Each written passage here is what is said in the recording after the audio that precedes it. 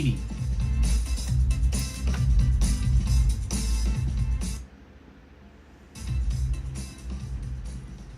Thank you. Associate Professor of Applied Physics, I think it said. Associate Professor of Applied Physics and member of the lab at Stanford University. DARPA forward, advancing the horizons of national security. Thank you. So today I'm going to talk to you about some really exciting things that have been happening in quantum engineering and quantum information sciences. And I'm going to start by asking you to do something that the speakers don't ask you to do typically, which is to look at your phone.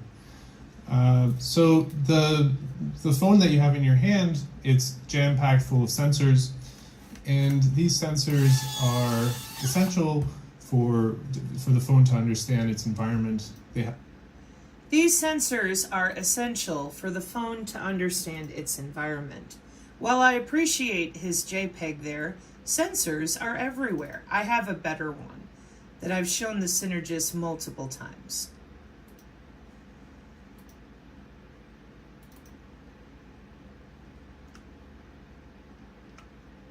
There's an example of all the sensor systems that are inside your phone.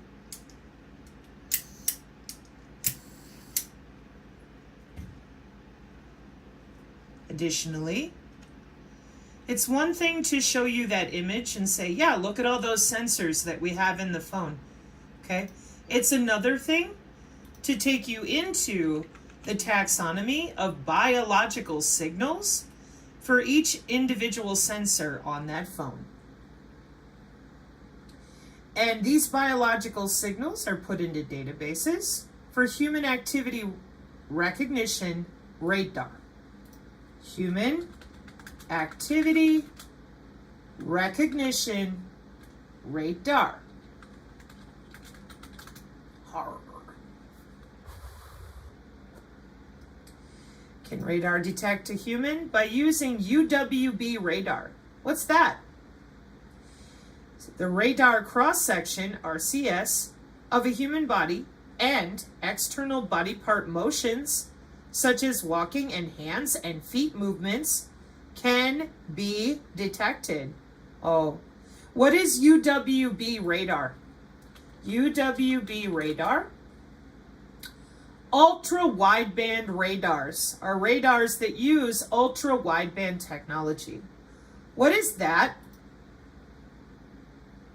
Well, it looks like it watches you in your house, doesn't it? Sure does. Looks like it can go through walls. Sure does. Human activity radar. Wow. With the ultra-wideband, huh? Lots of different uses, including medical. Of course. Medical applications of ultra-wideband. Well, let's take a look. Where are we now? Hang on.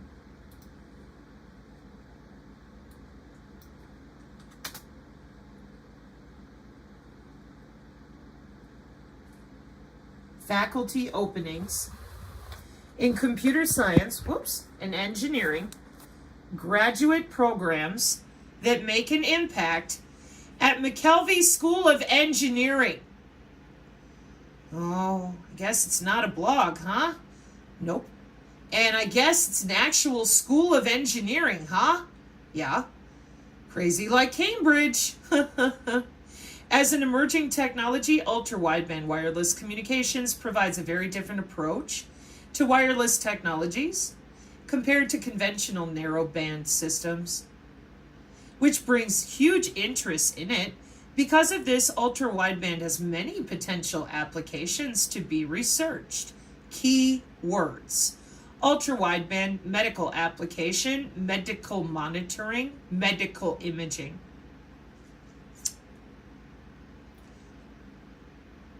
Oh, look, it's a Yeti. Yeah, patient medical monitoring. Now, the Synergists are familiar with the ultra-wideband, not only in our college textbook, but because it is ubiquitous. It's the big one in green over here. It's for everybody. Thus, human activity recognition radar are tethered because it's everybody. It's generic, right? in case you didn't know, yes. It is mandatory. It is allocated for packets in the medical monitoring systems with high cyber biological security. Okay? So, when we look at ultra-wideband radar with human activity recognition radar, with the taxonomy of all these biosignals, then maybe now we can go back to our video where the DARPA Associate Professor of Physics is explaining to you that the micro electromechanical systems, let's define that quick as well, so you know what those are. You do, but I haven't talked about them in a while. Micro electromechanical systems is the technology of microscopic devices incorporating both electronic and moving parts. Okay?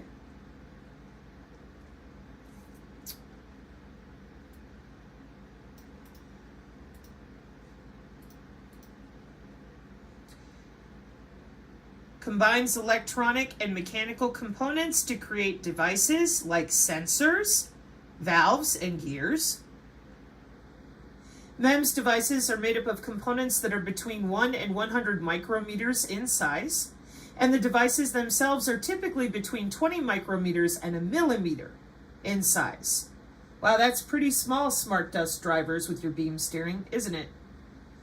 MEM devices are used in many applications, including, what's it say?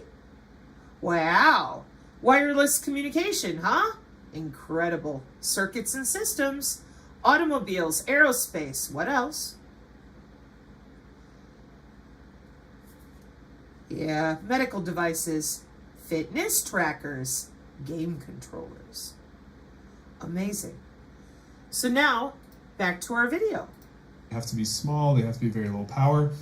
And one approach that engineers have developed for realizing these types of sensors in the last few decades is something called the microelectromechanical system, or MEMS. And so here's some SEM images of a few of the sensors. These sensors sense everything from pressure to which way you're pointing your phone, to how many steps you've taken. These are all in there. And so it's not just for phones. These types of sensors are what enable a lot of drone technologies, as well as all sorts of technologies that are important for national security, such as. So the micro electromechanical systems are everywhere. They're ubiquitous. And they not only work with where you point your phone, they also work with national security and drones. Thermal imaging. Thermal imaging. Now, there's a separate story, which is that of quantum sensing. So far away, not so far away, about 100 kilometers or 100 miles west of here, physicists and astrophysicists, they developed LIGO, which is the Laser Interferometer Gravitational Wave Observatory. And this is the most sensitive sensor instrument that's ever been created by mankind. So they weren't. Oh dear Lord, let's go there too. Laser interferometer. Oh boy. Laser interferometer. What are you? Calibration. Interferometry is a technique which uses the interference of superimposed waves to extract data. Aim and fire, baby, and measure. Oh, wow, that's amazing. Hang on, gravity gonna be involved. Just a second. Gravitational wave observatory. Okay, hang on. So it says measurement. For those of you that keep lying about this, we can't measure it. It's, is it a particle or a wave? I don't know. Why don't we ask somebody underground who's working at Lawrence Livermore, or maybe we could go on over to Schaumburg, Illinois, and hang out next to the Fermi Lab. But I'll bet you they got an answer. Hang on. So gravitational observatory, gravitational wave. What's that? They're transient displacements in a gravitational field generated by the relative moving of gravitating masses that radii people, Morse math, outward. Gravitational waves are transient displacements. Do they affect humans? Strong gravitational waves are, in effect, time-varying tidal forces.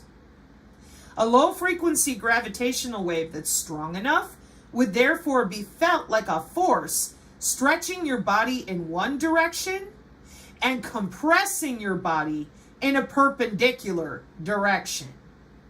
Oh, but they don't use those. Well, they just got done telling us that we're headed to LIGO, which is the second click away where the Caltech frauds hang out.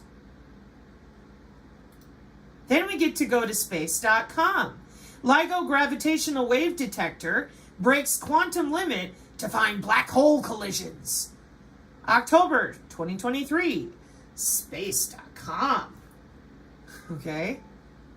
So, we're looking out in space with our laser interferometer gravitational wave observatory, and we're looking at black stars and black holes. Okay.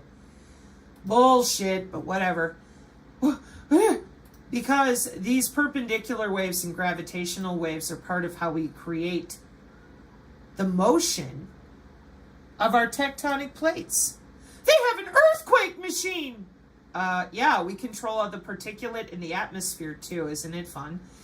Flux density. What's that?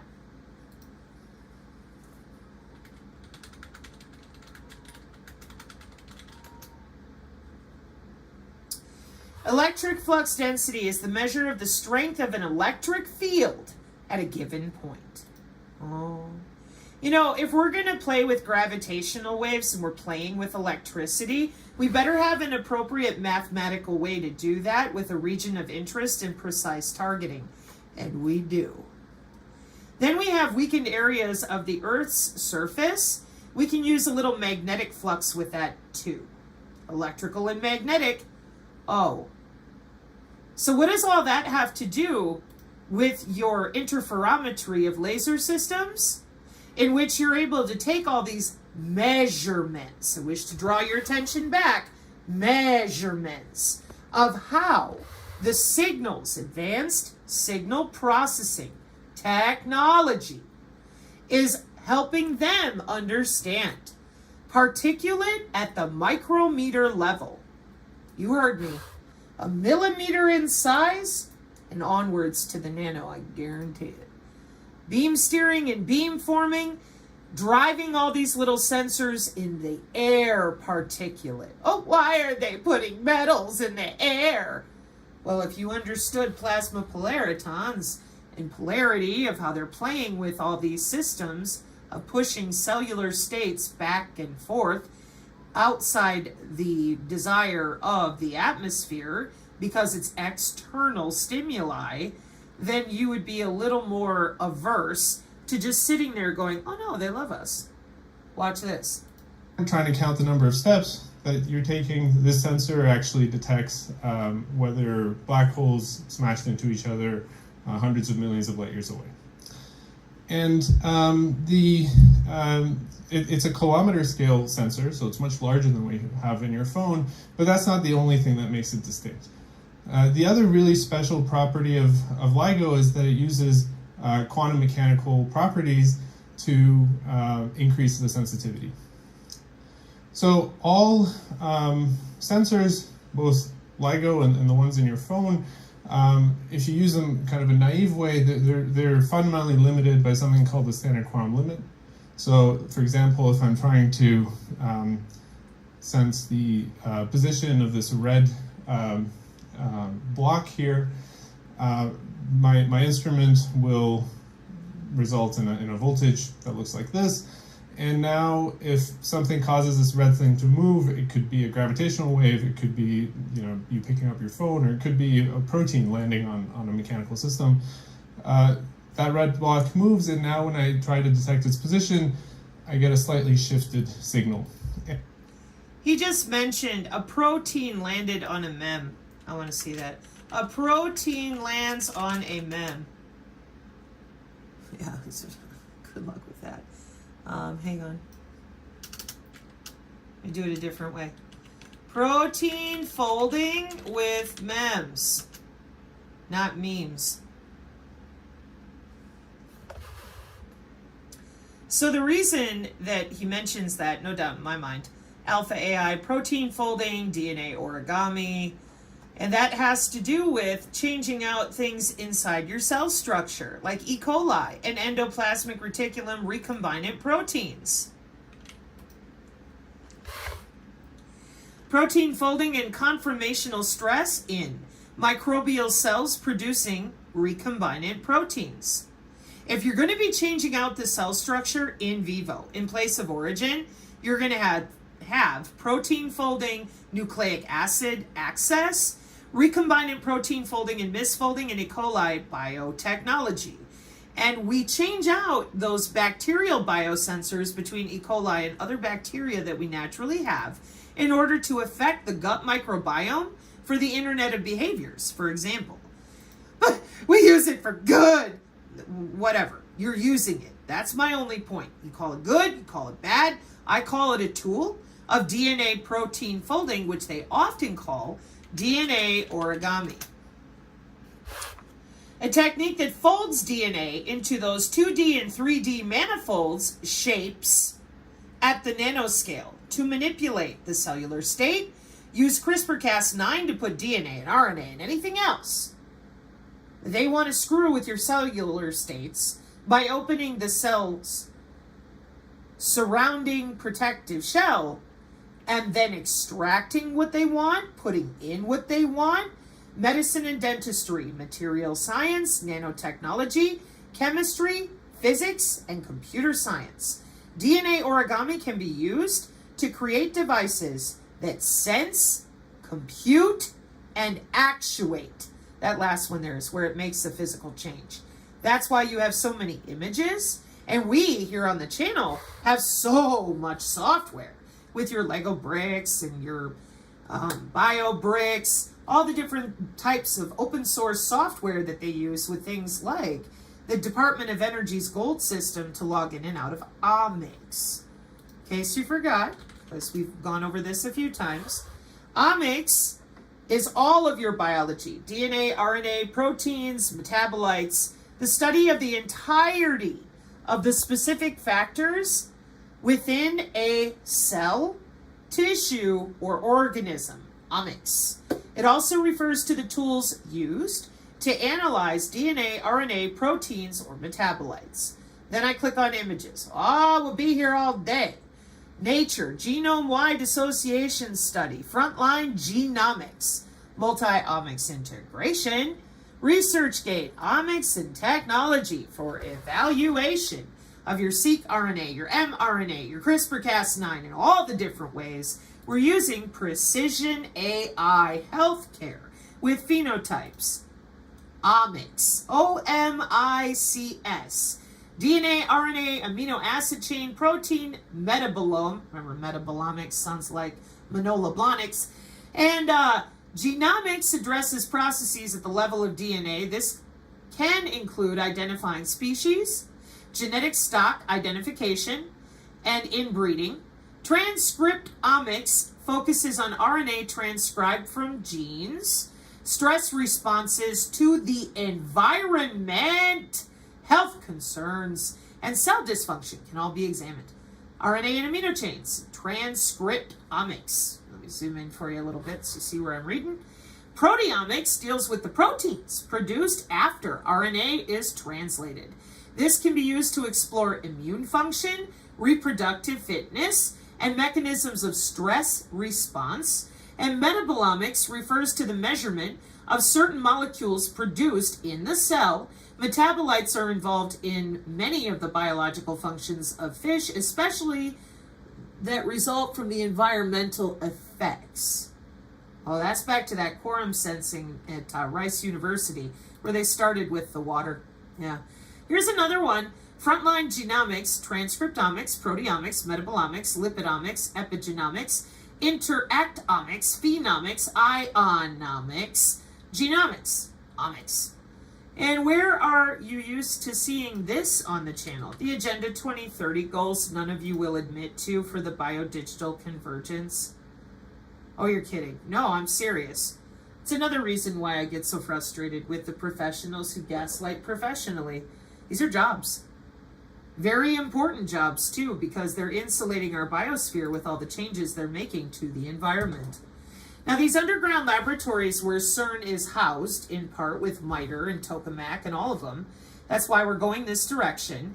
It's taking me a lot of context education because I'm really tired of your narrative drivers getting to provide ad hominem attacks instead of debunking what I'm going over so that people who are serious about this research can look into cognitive science, including cognitive neuroscience, information technology, including advanced computing, biotechnology, biomedicine, including genetic engineering. Yeah, it's a 20-year-old concept. Isn't that great? You're paying for it with your tax dollars for 20 years, and you're still claiming it's theoretical. That's hilarious. That's a butt ton of money for being theoretical, and that's not all. We're going to go to Cambridge shortly. So, as one of the many universities and people who are working on this. So where do we find omics? Gee, I don't know. Let's take a look at the biodigital convergence here with the IEEE and IEC and ISO standards in red. And you tell me if you can find omics, genomics, microbiomics. Just let me know. See if you can find it. I'm going to give you a hint. The nanotechnologies are at the top. The engineering is at the bottom. Informatics with computational biology and those biosensors you won't talk about, that's on the right. What big black word that starts with the letter B as in bullseye do you see on the left? Biology. Yeah. And then do you notice where the omics are? They're next to biology. Need me to define that for you too? Maybe. What is biology? Especially these days, right? Okay. Biology is the scientific study of living organisms encompassing their structure, function, growth, evolution, and distribution. Wow. So how many of you out there don't know that biology is a science? How many of you out there, honest to goodness, have no damn idea what biology even is? Come on, people. But let's say that you don't. No, really, I'm serious. Let's say that you're like, okay, well, I know that biology is the study of living organisms, i.e. humans, animals, microorganisms, and plants. Okay. Do you know what biomedical engineers do? Well, what's that? Well, that's a biological medical engineer. Okay. So why are they special? Well, they log into your body to actuate those sensors. That will create a physical change for something called telehealth and mHealth and eHealth. Excuse me, that's mobile health, where your doctor can pull your biomarkers from far away so that they can take a look at what's going on. Telehealth is here to stay because the COVID sparked a long overdue telehealth revolution because we've got 30 years of biosensors already. Did you lie to people about the body being electrical with direct current in the human body, being a circuit of resistors and capacitors? Did you lie about this? This is more measurement of electricity and that galvanic coupling, bioelectricity. Yeah, did you mention that to people, or did you tell them that they could click their heels and jump timelines? Did you lie to them about their own anatomy so that you could force them into a religious setting of some kind? Maybe you made them put a robe on and you told them they were magical while you were hitting your little terahertz button on your phone. You're saving the world, remember? You're the electrical engineers that have built these systems out for years. So, biomedical engineers work with the biosensors under the skin, inside of the in vivo networks, like the intrabody network, intrabody communications, worked on since 1996. And so here we have the sensors and the radio frequency sync. We got some magnetism going on that crossbar section of body radar, human activity recognition radar. And then with the transmission and receivers, see, when I show this to people, they always think the same thing. It's a wearable. Nah, it's an air molecule known as a MEM. When you accessorize for your day, are you imagining yourself wearing your air molecules as you walk through them? No, but they are. See, that's kind of the problem here with biomedical engineering. We're using advanced signals processing to measure biosignals.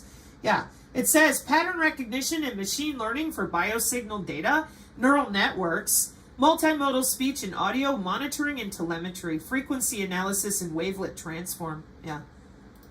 So you got to wonder, these are jobs. These are people going to work. These are people who are biomedical engineers, and they're using biomedical signals, okay, that they can log into in the body with these sensor systems. Pardon my dying iPad.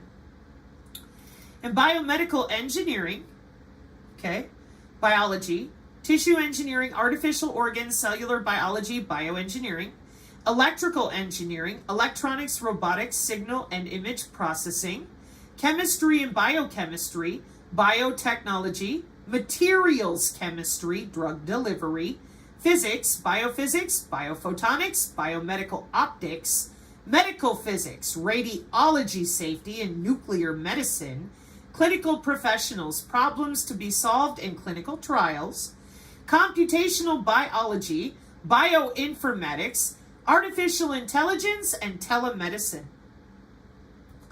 Mathematics, optimization, statistics, softwares, simulations like the IITSEC with the Department of Defense for 50 years.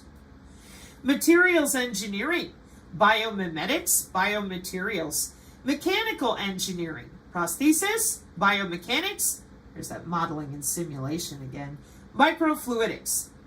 So now that we know that's a job, yep, and we understand, oh, okay, so we've paired biology with technology for all of our wearables and our apps and all these things. Yes. So how does it work? How are they logging in and out of your body? Well, they're using your human biofield, because that's a biological field. And they're logging in and out with their omics. They have software for that called Synthetic Biology Open Language for their biobricks. And the way that they're rebuilding all these standards inside of you, in vivo, just rearrange your DNA, your RNA, and anything else they want to with Python, nerds. Watch this. I warned you. I said genetic circuits that have been worked on for decades. What'd you tell people? The aliens are here. Okay? So we have synthetic biology open language in which we get to design the DNA component, play with the code, and then we have database collections and aggregate, and then we've got tons of drop downs and different universities that are working with the way CRISPR-Cas9 and the rest of the omics function in order to actuate a cellular change under your skin remotely. And due to the fact, and it is a fact, that when I come in here to show this stuff, don't worry, our video is not too long, it's only 6 minutes, but everybody's still screwed up way back here in the beginning. You have a phone that has a bunch of sensors on it. No, not me, the DoD left me out. Then we have all these underground systems that are running massive, like he told you, types of MEM energy through the atmosphere playing with the particulate. He didn't say it that way. Good, I'll click play. This time I'm going to let it play to the end. Let's see what he tells you. And this is the most sensitive sensor instrument that's ever been created by mankind. So they weren't trying to count the number of steps that you're taking. This sensor actually detects whether black holes smashed into each other hundreds of millions of light years away. And it's a kilometer scale sensor, so it's much larger than what you have in your phone, but that's not the only thing that makes it distinct. The other really special property of LIGO is that it uses quantum mechanical properties to increase the sensitivity. So all sensors, both LIGO and the ones in your phone, if you use them kind of a naive way, they're fundamentally limited by something called the standard quantum limit. So, for example, if I'm trying to sense the position of this red block here, my instrument will result in a voltage that looks like this. And now if something causes this red thing to move, it could be a gravitational wave, it could be you picking up your phone, or it could be a protein landing on a mechanical system. That red block moves, and now when I try to detect its position, I get a slightly shifted signal. And as you can see, you can see something that's happened, but the noise there kind of hampers your ability to really understand what's going on. And in quantum mechanics tells us that basically this noise scales as 1 over square root of p. Now LIGO actually circumvents this limit. It uses quantum states to achieve what's called the Heisenberg limit, where now your noise scales as 1 over p. And this allows LIGO to observe 10 times more of the universe than it would be with a 4-kilometer long antenna. And so how do we bring these two stories together? How do we bring some of these advances in quantum sensing into sensors that are actually deployable? And in the last few years, there's been actually a significant amount of advances in that field, and there's a lot of exciting things happening. So here is here's a picture, a PowerPoint picture of a set of mechanical resonators. They're very small. They're nanomechanical resonators, roughly the size of a coronavirus in some dimensions. And they oscillate at a few gigahertz, and we can make tens, hundreds of thousands of these on a chip and address all of them simultaneously. So we can make these types of sensors, but actually the hard part is the readout electronics. So the cell phones, the sensors that you have in your phone, they use classical electronics. So they use transistors, that's kind of the basic unit. And the problem with transistors is that they don't preserve quantum coherence, they don't preserve quantum information, and so we can't use transistors. So luckily, there's been a huge effort trying to develop quantum computers, and these microwave circuits use Josephson junctions instead of transistors, and there's a number of companies now building these things and scaling them up, and these are the types of electronic systems that we'll have to use for the readout. So where are we? We've been able to integrate these sensors with qubits, with these superconducting quantum machines. And we've been able to make measurements that are actually classically not allowed. So for example, here we can see single quanta of sound in one of these devices. We've also been able to engineer quantum states of these devices and engineer entanglement between say, two of them that are side by side. And that's kind of the fundamental resource you need to achieve that Heisenberg limit. And in the next 5-10 years, there's a lot that's going to happen. I think we're going to be able to, in my lab, we're working on trying to use these types of quantum sensors to sense proteins. We're trying to build quantum memories out of them. We're trying to build a quantum modem to connect these machines over long distances. So, thank you.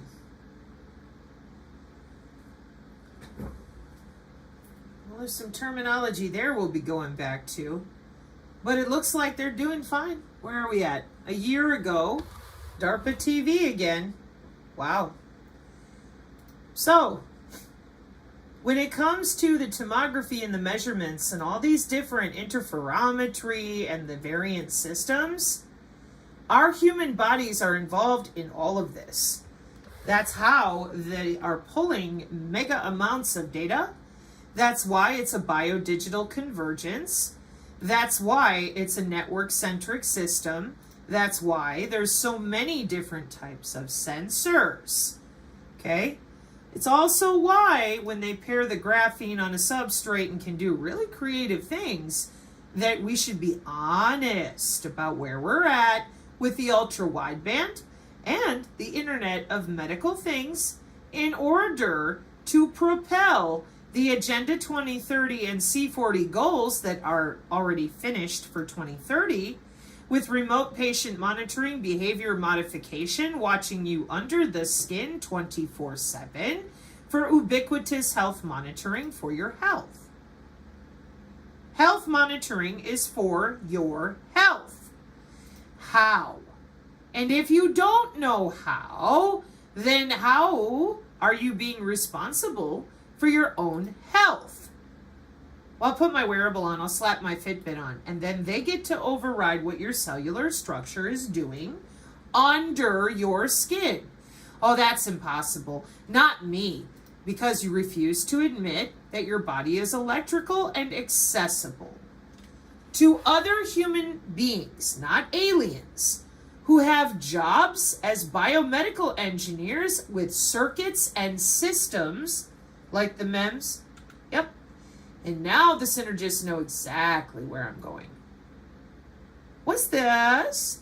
2023 IEEE Biomedical Circuits and Systems Conference. Whoa. So DARPA TV is telling you they've achieved this, and phononics is in their tomography. And yet in 2023, here they are at a hotel. It's all done.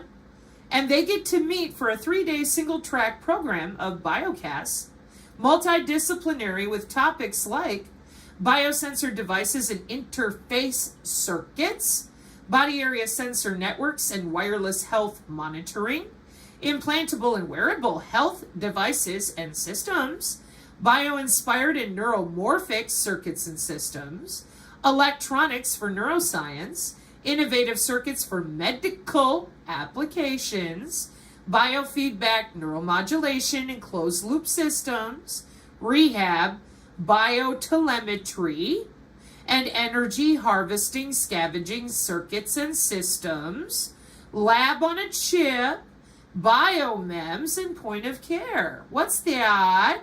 That's when you get a phone that has access to our beam steering for all those teeny tiny little particulate in the millimeter wave terahertz. It's all for your health. Then they hit a button on your phone and they can access your biosensors with software like Bioconductor. And Bioconductor is oriented towards different types of microarrays. And as you can see, BioMEMS is on the top. Organ on a chip is on the left. This is open source software. Linux Swiss cheese, your favorite.